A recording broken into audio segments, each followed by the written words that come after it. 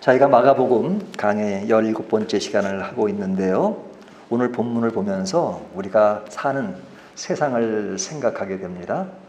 세상은 요지경이라는 말이 있죠. 이 이야기도 있고 저 이야기도 있고 이 사건도 있고 저 사건도 있고 또 이 사람 저 사람들의 끊임없는 논쟁 속에서 이것이 맞느냐 저것이 맞느냐 하는 그런 여러 가지 일들을 가지고 따지고 또 싸우고 그리고 나눠지고 하는 등등 여러 가지 일들이 많습니다. 그 대열에서 우리는 특별하게 벗어난 사람은 아니죠. 우리도 모두 그 안에 있기 때문에 늘 그런 어려움 속에 같이 고민하고 같이 그런 것들을 경험하고 삽니다. 우리가 가장 가까운 부부간의 대화 속에 또 친구들과의 대화 또 가족 간의 대화, 더 나아가서는 교회와 이 사회 곳곳에서 늘 있는 일이 이렇게 마찰이죠. 안 맞아서 헤어지기도 하고 나눠지기도 하고 하는 것들을 늘 경험하고 삽니다. 오늘 저희가 마가복음 3장 31절부터 35절까지 읽었는데요. 이 본문을 보면 굉장히 평범해 보이잖아요. 하지만 또 자세히 들여다보면 평범해 보이지 않는 내용일 수 있습니다. 왜 그러냐면 여기에 나오는 등장인물이 누구예요? 예수님과 가장 가까운 가족들이 등장하고 있잖아요. 예수님의 가족, 그 가족은 어머니가 있고 또 형제들이 있습니다. 그 형제들, 예수님까지 4명이고 또 누이가 2명 있고 그러니까 뭐 식구들이 많은데 또 그 외에 또 친족들도 있지 않겠어요? 그 친척들이 이제 이 본문에 등장합니다. 근데 이제 그들이 이제 예수님을 찾아왔어요. 찾아왔을 때 이제 무리들이 있었는데 예수님이 그 가족들을 보면서 누가 내 가족이냐? 뭐 좀 풀어서 얘기하면 그렇습니다. 이렇게 이야기하는 겁니다. 그러니까 이 말만 얼뜻 들으면 그러면 가족이 아니란 말인가 하는 그런 생각을 하게 되잖아요. 그래서 예수님과 가족 간에는 문제가 없지만 그것을 보는 사람들은 가족이냐 아니냐 하는 어떤 마치 논쟁이 벌어진 것 같은 그런 느낌을 받을 수가 있습니다. 예수님이 지금 어떤 상황에 있냐면 지금 집에서 사람들을 가르치고 있죠. 예수님이 가르치실 때 많은 무리들이 등장합니다. 그래서 많은 무리들 때문에 어떨 때는 그 무리를 뚫고 가지 못해서 지붕을 뚫어서 내려오는 그런 사건도 있지 않았습니까? 지금 상황도 지금 무리들이 많이 있는 겁니다. 32절을 보면 무리가 예수를 둘러 앉았다가 무리가 예수를 둘러 앉았다. 예? 이렇게 놓여 있습니다. 자, 그런데 이런 상황에 예수님의 가족들이 등장하는데 그 가족들은 그 안에 있는 것이 아니라 밖에 있습니다. 사람들은 안에 있고 그리고 사람들이 울타리를 형성하고 있는데 그 바깥에 그의 가족들이 지금 온 것입니다. 31절을 보면 그때 예수의 어머니와 동생들이 와서 밖에 서서 그러죠. 밖에 섰다 이죠. 자, 안과 밖을 대조시킵니다. 또 32절에 보면 당신의 어머니와 동생들과 누이들이 밖에서 찾나이다. 여기 밖이라는 것을 두 번이나 강조하죠. 밖에 있다. 또 밖에서 그들이 찾는다. 이렇게 말합니다. 그러니까 이 바깥에 있는 것과 안에 있는 것이 이렇게 중요하냐? 뭐 중요한 것은 아닙니다. 하지만 우리가 눈에 보이는 어떤 가시적인 현상으로 보면 지금 어딘가 안에 있고 밖에 있는데 그 안과 밖을 이렇게 진을 치는 경계선이 형성되어 있다는 것을 이렇게 딱 이렇게 그림으로 그려지잖아요. 그래서 어딘지 모르게 가족인데 그 가족 간의 그런 거리감이 물리적으로 좀 더 경계선이 형성된 것 같은 그런 느낌을 줍니다. 그러니까 지금 이런 상에 놓여 있는데 이제 예수님은 열심히 가르치시고 계셨을 겁니다. 근데 이제 가족들이 밖에서 예수님을 보고 예수님을 찾아야 되는데 지금 사람을 보내서 지금 예수님을 부르는 장면이 묘사되고 있습니다. 여기 보면 32절 무리가 예수를 둘러 앉았다가 여짜오되 보소서 당신의 어머니와 동생들과 누이들이 밖에서 찾나이다. 자, 찾는데 그 전에 보면 밖에 서서 사람을 보내어 예수를 부르니 그러잖아요. 예수를 부르고 부르니까 사람들이 지금 밖에서 당신의 가족들이 예수님을 찾는다 이렇게 말합니다. 자, 조금 전에 이야기한 것처럼 그들과 예수님의 관계는 분명히 가족입니다. 그런 사실을 무리들도 아니까 당신의 어머니와 누이가 당신을 찾습니다. 이렇게 말합니다. 자, 이 말씀을 들은 예수님께서 그래요. 우리 어머니가 오셨어요. 또 동생들이 왔어요. 그럼 잠깐만 실례하고 제가 잠깐 이야기 좀 하겠습니다. 그래야 정상일 것 같잖아요. 하지만 오늘 본문을 보면 예수님의 의외의 반응을 보이는 것을 볼 수 있어요.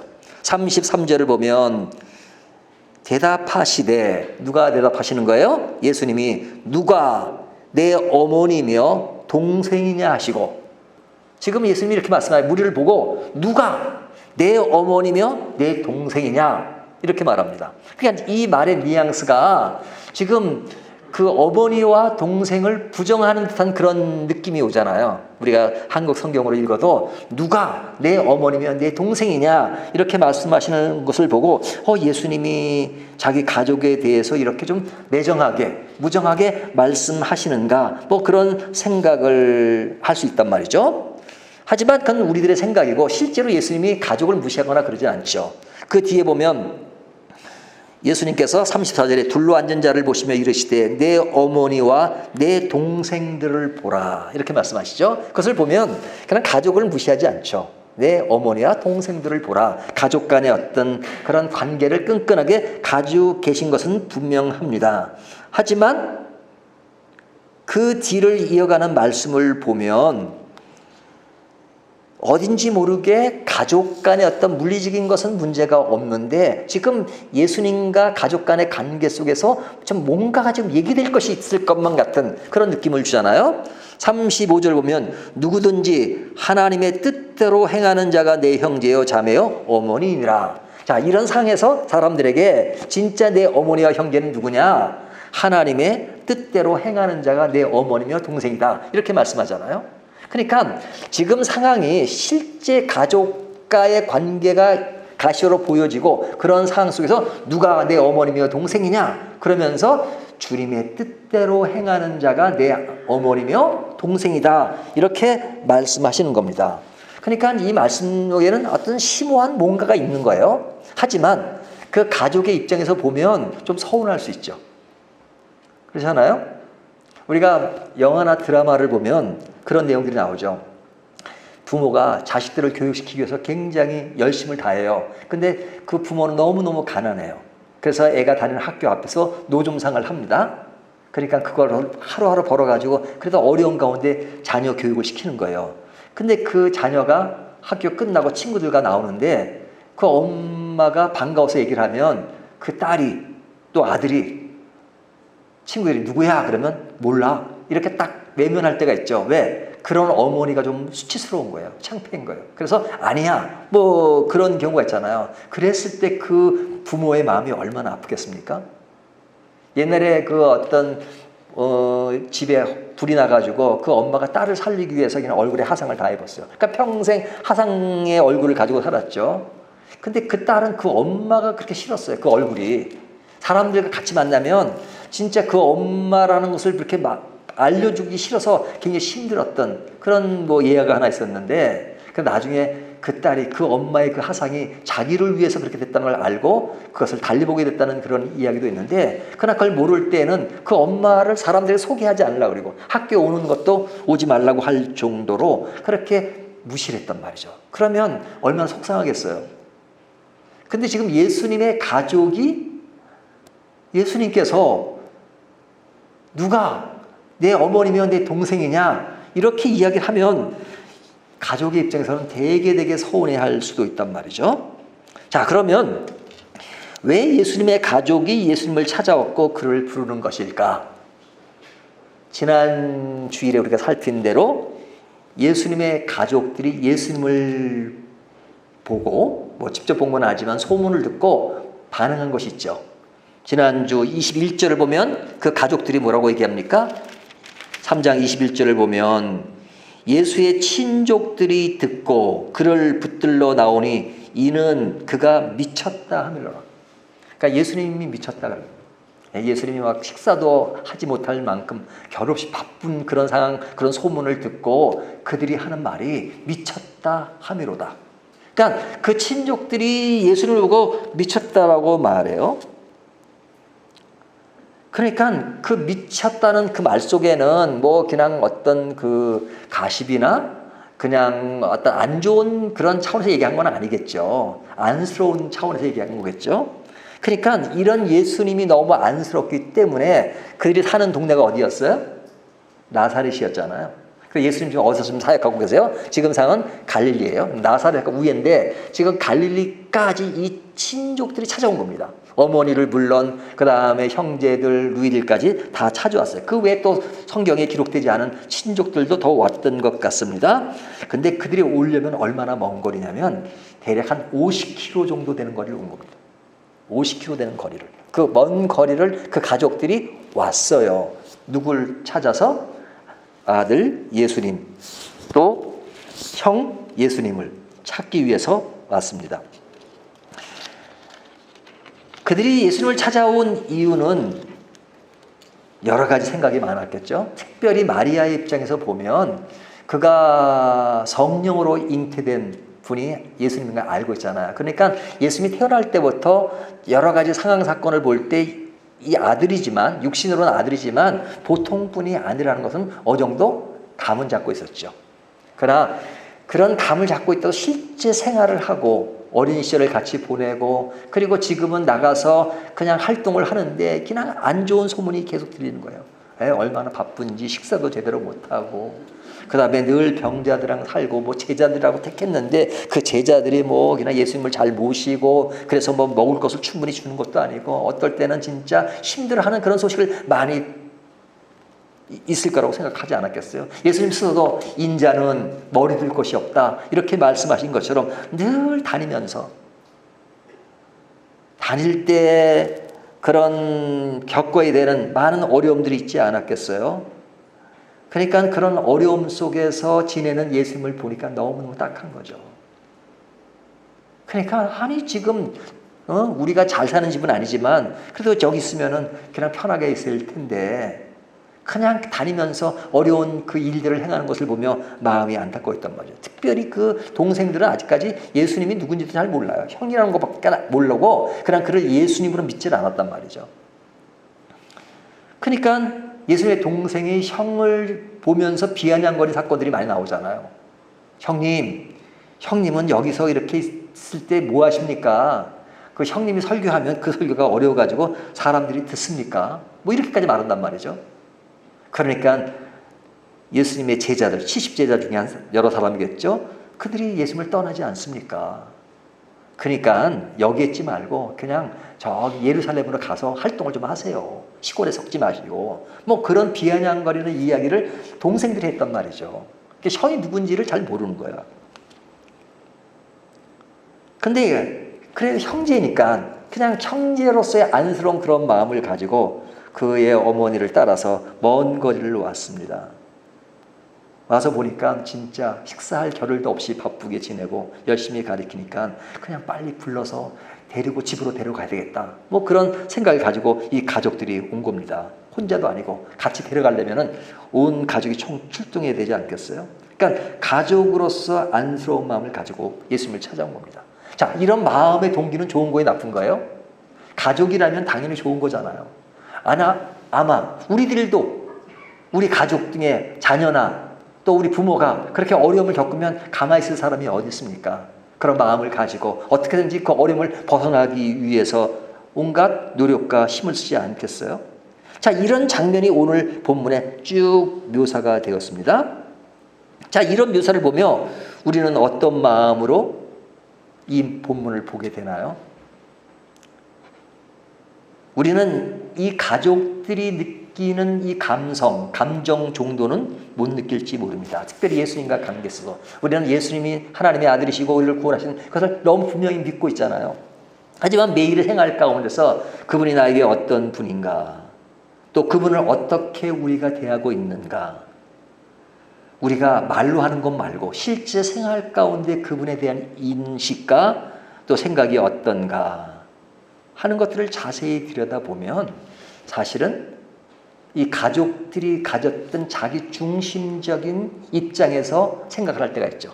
지금 이 가족은 아들 예수, 형 예수, 이 분을 가족으로서 대하지만 그 가족으로 대하는 마음이 뭐냐면 예수님의 입장에서 생각하는 게 아니고 내 입장에서 안쓰러운 예수님을 바라보고 있는 거잖아요. 그러니까 안쓰러운 이 예수님을 보면서 그냥 내버려둬서는 안 되겠다, 데리고 와야 되겠다, 이런 마음이잖아요. 그러니까 그런 마음이 선의적이고 좋은 것이라 할지라도 그들의 생각은 지금 자기중심적이죠. 내 입장에서 생각하는 거잖아요. 내 입장에서 생각한단 말이죠. 우리가 일반 사람들 간에는 내 입장에 생각하는 것이 덕이 되고 그리고 그것이 좋을 수가 있지만 지금 예수님과 그들의 관계는 지금 사람 이상의 어떤 관계가 있단 말이에요. 예수님이 지금 외치고 복음을 전하고 병자를 고치는 이런 모든 사건들은 그냥 한 직업으로서 하는 것이 아니라 하나님의 아들 예수께서 이 땅에 오셔서 복음을 전하고 십자가를 향해 가시는 그 일을 지금 행하시고 있는 겁니다. 하나님의 일을 진행하고 있는 겁니다. 하지만 그 가족들은 그것을 아직까지는 아주 실감을 못하죠. 그러니까 어떤 인간적인 마음으로 내 입장에서 생각한단 말이죠. 그런 입장이 오늘날 우리들의 입장이 될 수도 있단 말이죠. 어떨 때는 우리가 내가 예수님을 위해 주는 것처럼 하나님을 위해 주는 것처럼 생각할 때가 있잖아요. 그래서 모든 신앙의 주체가 하나님이 아니고 내가 될 때가 많아요.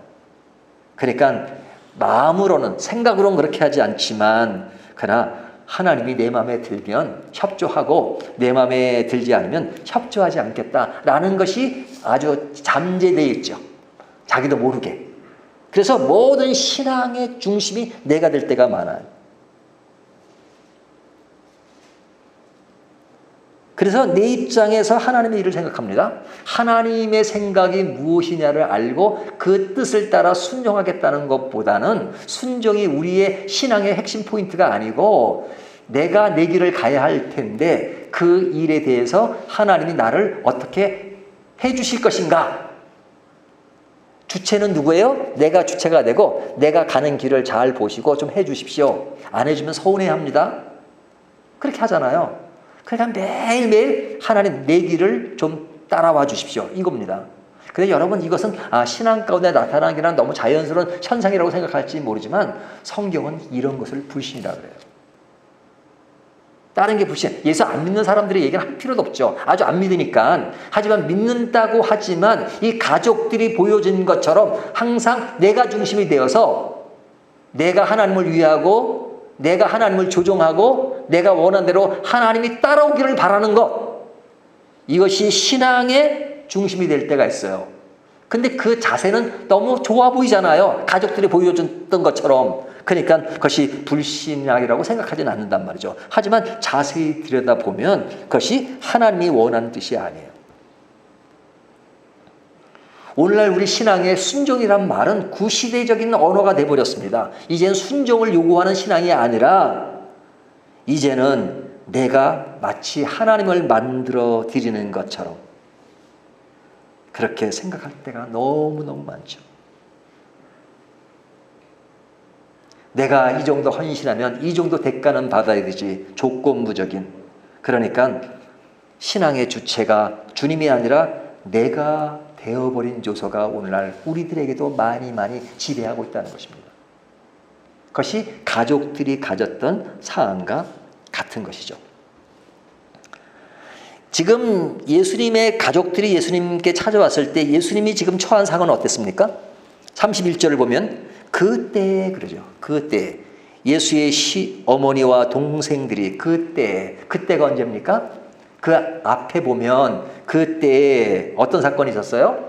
이 서기관들이 예수님을 보고 뭐라 그러죠? 예수님이 병 고치는 귀신 들린 자를 보고 저것은 바알세불의 힘을 얻어서 귀신의 왕으로서 하는 일이다 이렇게 말하죠. 제가 일이라고 표현하지만 그들은 아마 그런 짓이다 그랬을 겁니다. 바알세불의 힘이 귀신의 왕이다. 더러운 귀신에 들려서 하는 짓이다. 이렇게 말했잖아요.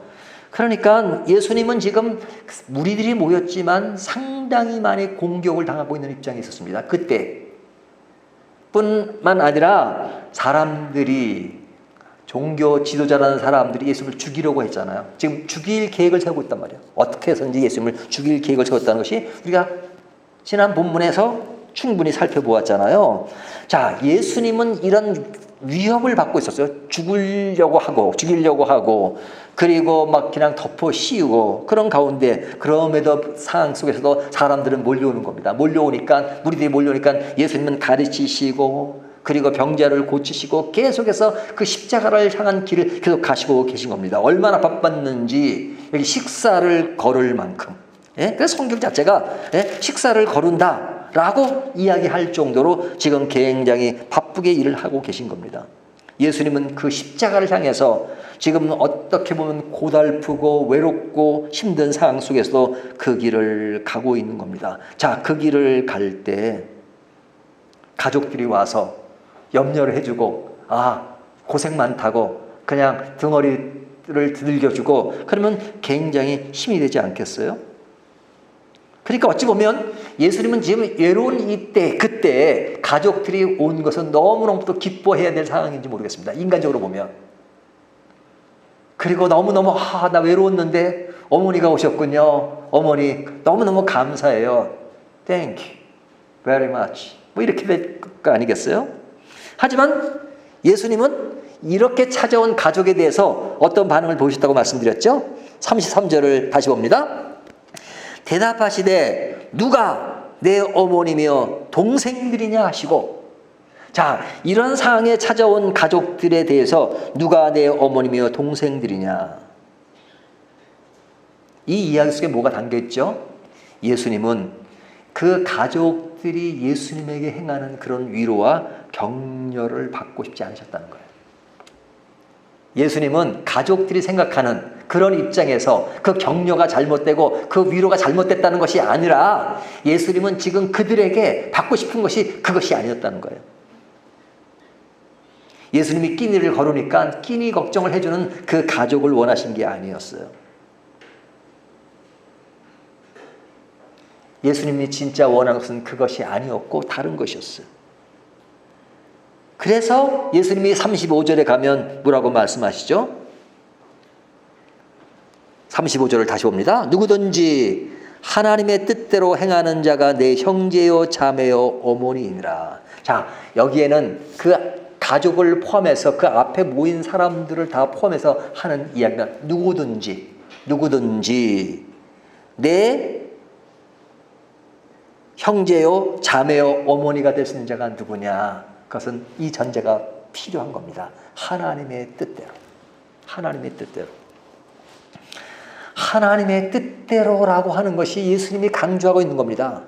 내 가족이라 할지라도 하나님의 뜻대로 하지 않고 어떤 인간적인 정가, 인간적인 위로, 인간적인 격려, 그런 것은 너무너무 감사한 일이죠. 하지만 진짜 주님이 원하시는 것은 그 정도의 어떤 인간적인 사랑, 인간적인 격려, 인간적인 위로 그 자체로 끝나는 것을 원하지 않으셨어요.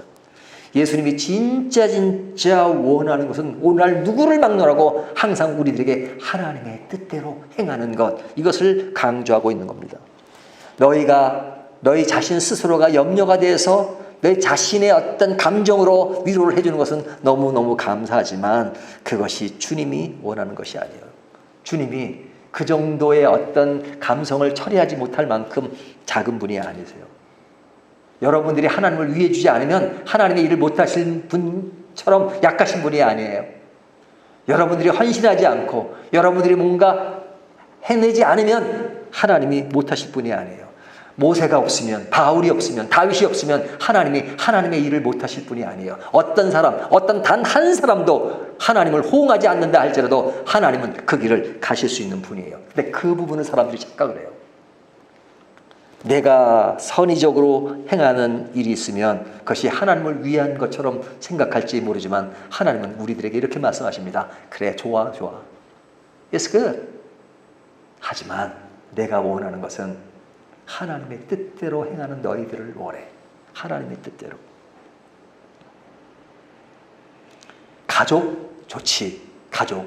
그러나 그 가족의 핵심은 뭐냐면 하나님의 뜻대로.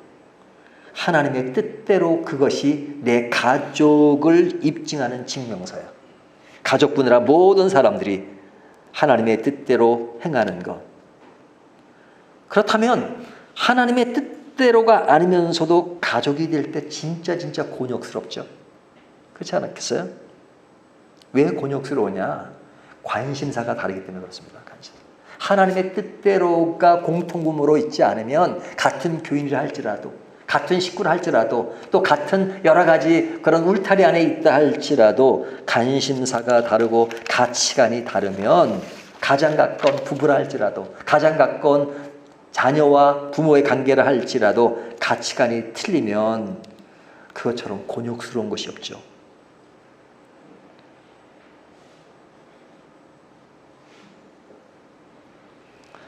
예수님의 가족들을 볼 때 하나님의 뜻대로 하는 것이 아니라면 예수님 볼 때는 답답할 수밖에 없습니다.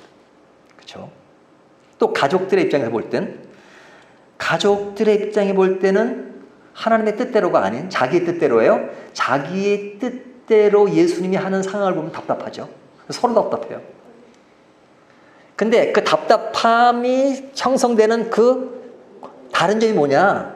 한쪽은 하나님의 뜻대로고 한쪽은 하나님의 뜻대로 아니면 보는 관점이 다르니까 서로 답답하게 느껴질 수 있죠. 하나님의 뜻대로 보지 않아요. 하지만 인간적으로 보니까 아니 예수님이 아들인데 형인데 지금 하는 것을 보면 뭐 저렇게 하느냐 미쳤어 그런 말이 나온단 말이죠. 답답하겠죠. 하지만 예수님께서도 그런 가족을 보면 답답할 수 있어요. 왜? 예수님이 가시는 길은 어떤 길이라고 말씀을 드렸어요? 십자가의 길이에요. 십자가.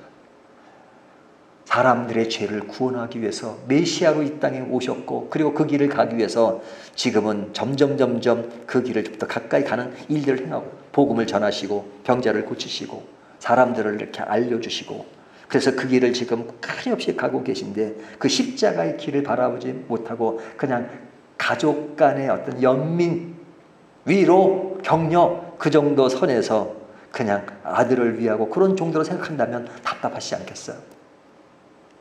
오늘날 우리들도 예수님을 어떤 관점으로 바라보느냐에 따라서 예수님은 우리를 보고 아직까지는 너희가 나를 믿고 따르는 것은 그게 다가 아닌데 하나님의 뜻대로 행하는 거잖아. 뜻대로. 하나님의 뜻대로 행하는 게 뭔지 알아? 이거야 이거. 수없이 말씀하시잖아요. 말씀을 통해서. 하지만 우리는 말씀에 관심이 없어요. 뭐 이 말씀은 우리 다 이미 알고 있는 것이고, 그리고 하나님 내 길은 내가 갑니다. 하나님의 뜻대로가 아니라 내 뜻대로 하면 하나님이 교회 생활은 하고 또 맨날 예수 믿는다고 하지만 내 뜻대로잖아. 답답이 왜 답답인지 아십니까? 내 뜻대로 하면 내 뜻대로 하는 가치관과 사고 방식을 가지고 모든 것을 판정하고 생각하고 그 범주 안에서 내 인생을 살아가니까 하나님의 뜻과는 거리가 멀어지는 겁니다. 하나님도 내가 만들고 하나님의 세계도 내가 만들고 그리고 내 인생을 내가 그냥 다 만들어요. 그리고 제일 마지막에 하나님이 그냥 그 스위치 하나만 딱 눌러주면 되는 것처럼 생각하는 것. 그것이 여러분 신앙의 전부가 아닙니다. 그건 신앙의 굉장히 왜곡임에도 불구하고 그리스도 안에 울타리에 있다는 것, 가족이 있다는 것 때문에 그런 것들이 다 그냥 아닌 것처럼 생각되어질 때가 많단 말이죠.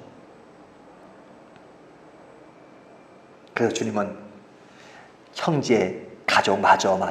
부정하지 않아요. 하지만 진짜 가족의 가치관은 하나님의 뜻대로 행할 때 가치가 있는 거야. 그런 것이라면 실제 가족이 아니더라 하더라도 진짜 가족인 거지. 하늘 가족이 더 중요한 거야. 하늘 가족 안에 내 가족도 중요하지만 하늘 가족이 아니면 그거 정말로 외롭고 고독스러운 거 아니겠는가, 이렇게 말씀하시는 겁니다. 자, 이 말씀이 이제 오늘 본문 전체의 내용이에요.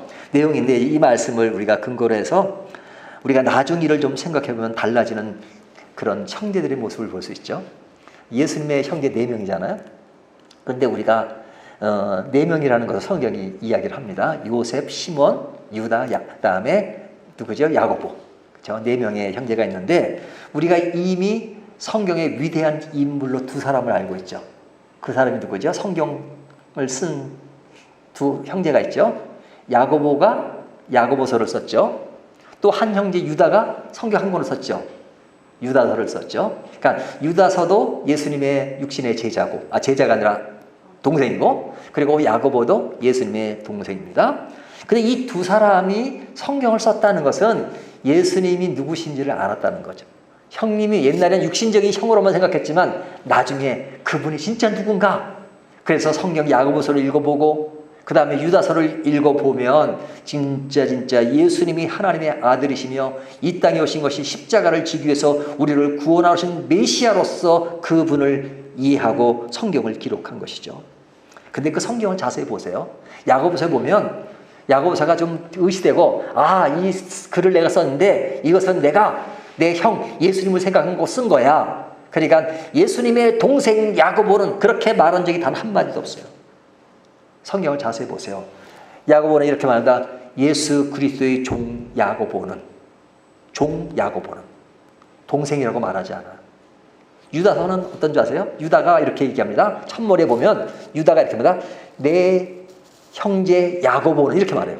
야고보에 대해서는 내 형제 야고보는 말해요. 하지만 예수님에 대해서 또 다른 형제 예수님 이렇게 말하지 않을 거예요. 예수 그리스도의 종 유다는 이렇게.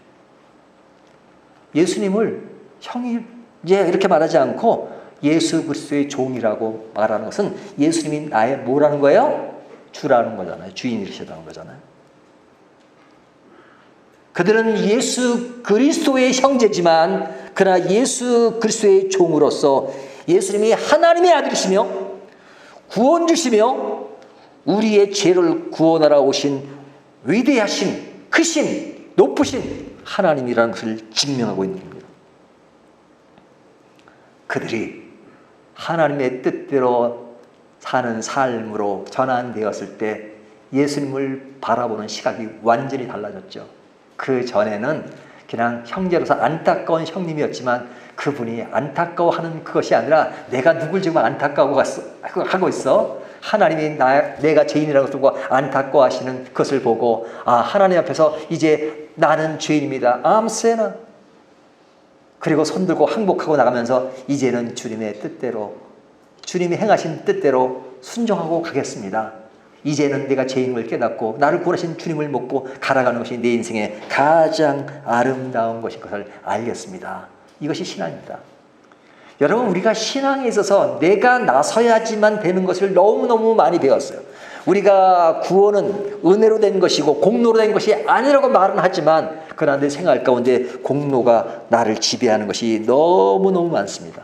특별히 예수 그리스도의 가족이라는 그런 울타리 안에 있으면 바로 그런 공로를 자꾸 드러내고 싶은 겁니다. 하지만 신앙의 기초는, 기본은 나를 부정하고 내가 뭔가를 행하는 것으로 출발하는 것이 아니라 온전히, 완전히, 절대적으로 순종하는 것부터 시작해야 합니다.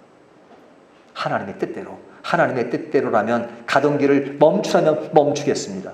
가라가면 가겠습니다. 모든 것은 하나님의 뜻대로. 하나님의 뜻대로라면 내 존재가 없어도 좋습니다. 하나님의 뜻대로 나를 받아주십시오. 오늘 우리 김성전 내일일은 난 몰라요. 내일을 누가 알겠어요? 우리가 다 하나님께 맡기는 삶. 여러분, 이거 신앙의 가장 기본입니다. 기본. 하지만 우리의 신앙의 기본이 안 돼서 흔들릴 때가 참 많은 거죠. 너무나도 기본을 제쳐놓고 쌓여 놓은 것은 너무너무 많죠. 많이 알고 하지만 그러나 제일 취약한 것은 기본의 부실한 겁니다. 그 기본의 부실한 게 뭐예요? 늘 내 뜻대로란 말이죠. 하나님의 뜻대로가 아니라. 오늘 가족의 이야기를 통해서 진짜 주님이 원하시는 것은 하나님의 뜻대로 행하는 가족을 주님이 원하십니다. 우리 밝은 교회도 주님이 원하시는 것이 무엇이겠습니까? 우리가 뭔가를 힘써서 행하는 것은 중요하고 헌신하는 것도 중요하지만 헌신과 또 나가는 길 앞에 먼저 전제될 것은 내가 하나님의 뜻을 따르는 것인가? 하나님이 주신 은혜를 내가 진짜 마음에 느끼고 그 안에서 순종하며 그 안에서 내가 내 인생의 방향을 제대로 잡아가고 있는 것이 더 중요하지 않는가 하는 것을 생각하면서 그 안에서 내 인생의 길을 다시 만들어 간다면 아름다운 것이 아니겠습니까? 그 아름다움을 여러분과 제가 오늘도 마음껏 누리시기를 바라겠습니다.